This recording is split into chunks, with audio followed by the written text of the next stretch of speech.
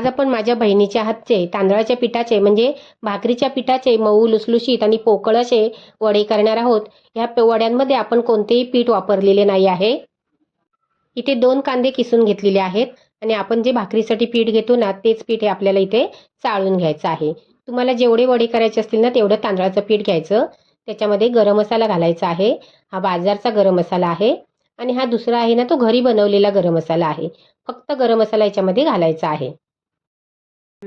चवीप्रमाणे मीठ घालायचं आणि अर्धा चमचा हळद घालायची आणि मिक्स करून घ्यायचं आणि कडकडीत असं गरम पाणी घ्यायचं आहे आणि ह्या गरम पाण्याने पीठ आपल्याला मळून घ्यायचं आहे।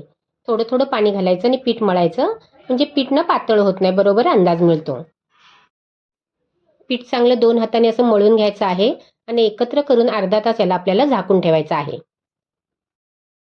अर्ध्या तासानंतर थोडं थोडं पीठ घेऊन चांगलं मऊसूत असं मळून घ्यायचं म्हणजे वडे आहेत ना ते चांगले फुलतात। इथे आपण तेल पण गरम करायला ठेवलेलं आहे। तेल चांगलं कडकडीत असं गरम करून घ्यायचं आणि वड्यांचे ना असे गोळे करून घ्यायचे पिठाचे म्हणजे आपल्याला पटापट असे थापता येतात। एक प्लॅस्टिकची पिशवी घ्यायची आणि त्याला पाणी लावून घ्यायचं प्लॅस्टिकच्या पिशवीला आणि त्याच्यावरती आपण हा वडा आहे तो थापायचा आहे। हाताला पण थोडं पाणी लावायचं म्हणजे पीठ ना हाताला असं चिटकत नाही। वडा एकदम असा पातळ थापायचा आणि आमच्या कोकणामध्ये ना असा वड्यानं होल पाडतात, तो असा होल पाडायचा आणि चांगलं कडकडीत तेल गरम झालेलं आहे ना त्याच्यामध्ये हा वडा आहे ना तो आपल्याला सोडायचा आहे। तेल जर तुमचं चांगलं तापलेलं असेल ना तर वडा चांगला असा पटकन फुलतो पण आणि चांगला शेकतो पण। दोन्ही साईडने व्यवस्थित असा आपल्याला शेकून घ्यायचा आहे। एका साईडने शेकला की दुसऱ्या साईडने पण पलटी करून चांगला खरपूस असा आपल्याला शेकवून घ्यायचा आहे आणि शेकल्याच्या नंतर तेल चांगलं नितळवायचं आणि काढून घ्यायचा। अशाच पद्धतीने आपण दुसरा पण वडा सोडायचा आहे, तो पण त्याच पद्धतीने शेकून घ्यायचा आहे।